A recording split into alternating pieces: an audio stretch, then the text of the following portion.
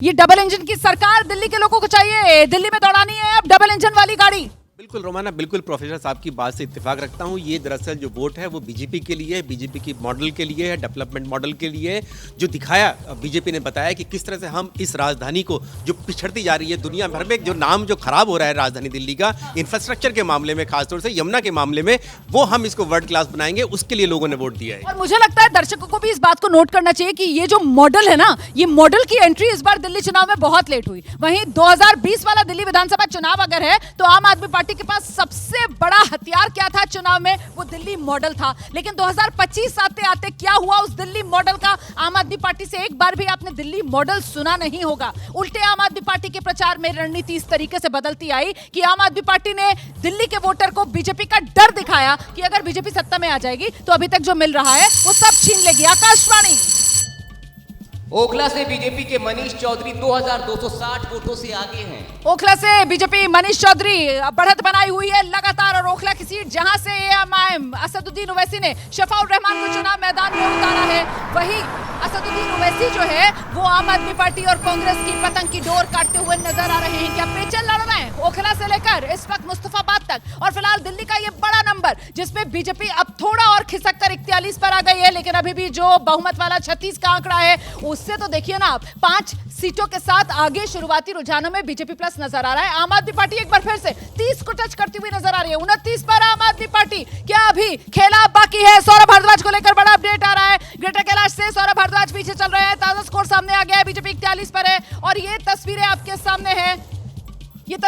सामने हैं, आतिशी पहुंची हुई है काउंटिंग सेंटर पर। तस्वीर आप देख रहे हैं दिल्ली की मुख्यमंत्री आतिशी, और इस वक्त मुश्किल चुनावी लड़ाई में आतिशी फंसी हुई हैं। आतिशी जो है अपनी कालकाजी सीट पर, अभी जो लेटेस्ट अपडेट आया था, करीब 1100 वोटों से पीछे चल रही हैं। फिलहाल काउंटिंग सेंटर्स पर पहुंच रही हैं आतिशी। और चुनाव प्रचार में भी आपने देखा किस तरीके से कालकाजी वाली सीट, जहां पर बीजेपी की तरफ से रमेश बिधूड़ी को चुनाव मैदान में उतारा गया, कांग्रेस पार्टी की तरफ से अलका लांबा को आतिशी के सामने चुनाव मैदान में उतारा गया, और आतिशी की जबरदस्त तरीके से चुनावी चक्रव्यूह में घेराबंदी की गई। उसको भेद पाने में आतिशी कामयाब होंगी या नहीं, इसको लेकर फिलहाल नंबर ये बता रहा है कि आतिशी मुश्किल में। सर देखिए, अगर आम आदमी पार्टी ये चुनाव हारती है, जैसे पहले बोल चुकी हैं एक वक्ता, कि जो है वो ये वोट जो है फिर आम आदमी पार्टी के खिलाफ जाएगा।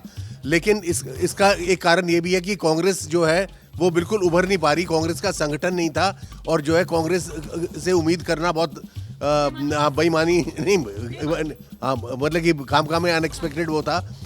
और अगर बीजेपी जीत रही है तो बीजेपी का मुख्यमंत्री कौन होगा इसके ऊपर बीजेपी कोई चर्चा नहीं कर रही। तो ये विजेंद्र गुप्ता होंगे या कोई और होगा। तो अगर इतना कॉन्फिडेंट है बीजेपी जीतने के लिए तो अपने मुख्यमंत्री का नाम क्यों नहीं देती? मुझे लगता है ये बैठने का असर है क्या आशीष कुमार सिंह के, कि आप भी वही सवाल लेकर सामने आ गए हैं जो लगातार आशीष की तरफ से कहा जा रहा था कि हमें चर्चा कर लेनी चाहिए दिल्ली में बीजेपी का सीएम फेस कौन। पर मुझे लगता है अभी जरा उस पर बाद में आएंगे। अभी तो ये नंबर, और ये नंबर बहुत कुछ बता रहा है। बीजेपी प्लस 42 पर है, आम आदमी पार्टी 27 पर है। देखिए 19 पर पहुंच गई थी आम आदमी पार्टी, एक बार फिर से 27 पर तो पहुंची है, और बीजेपी प्लस जो है वो 50 से अब फिर से 42 पर तो आया है। ये आगे पीछे का खेल अभी बाकी है। आशीष देखिए 27 पर आम आदमी पार्टी को क्रेडिट देना अभी इस नतीजों पर मुझे नहीं लगता कि कोई अच्छी बात है। रुझानों पर हाँ, वही आपको ये देखना पड़ेगा ना कि बीजेपी कहाँ से कहाँ पर आ रही है। आप बीजेपी को क्रेडिट दीजिए ना। मुकेश केजरीवाल जो मेरे दोस्त हैं थोड़ी देर पहले बोल रहे थे कि अगर ये आम आदमी पार्टी, माफ कीजिएगा, बीजेपी के हक में जाता है तो सिर्फ और सिर्फ ये कि आम आदमी पार्टी ने जो वादे किए थे हम सिक्योरिटी नहीं लेंगे, हम ये नहीं करेंगे, सिर्फ वो ऐसा नहीं है। देखिए जनता ने आंसरेबिलिटी, जवाबदेही फिक्स कर दी है डेवलपमेंटल मुद्दों पर। जो नीरज कह रहे थे, उन्होंने ये तय किया है कि जो हमारे जो बेसिक नीड्स हैं उसको आपने पूरे नहीं किए। 11 साल से आपने लोगों को बस एक मिथ्या प्रचार करके रखा और इस पर जवाबदेही तय कर दी। बाकी पार्टीज रोमाना जब भी चुनाव में उतरती हैं तो अपने आर्गुमेंट्स देती हैं, कन्विंस करने की कोशिश करती हैं। जनता तो उसी को, देखिए अगर अपना लीडर चुन लिया तो वो ये बातें इग्नोर कर देती है कि उसने सिक्योरिटी लिया, वो शीश महल में रहता है। मुख्य मुद्दा ये है कि 11 साल से उन्होंने उतने काम नहीं किए, उतनी बेसिक फैसिलिटीज लोगों तक नहीं पहुंचाई, उसकी जवाबदेही तय कर दी।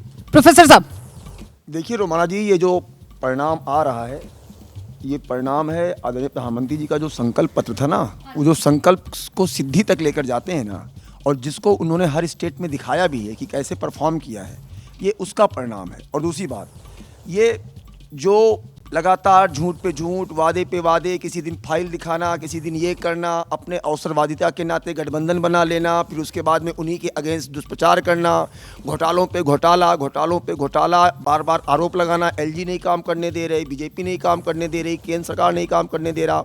तो जनता है, ये दिल्ली है और दिल्ली कैपिटल है, तो यहाँ पे लोगों को फॉर ग्रांटेड ले लिया गया।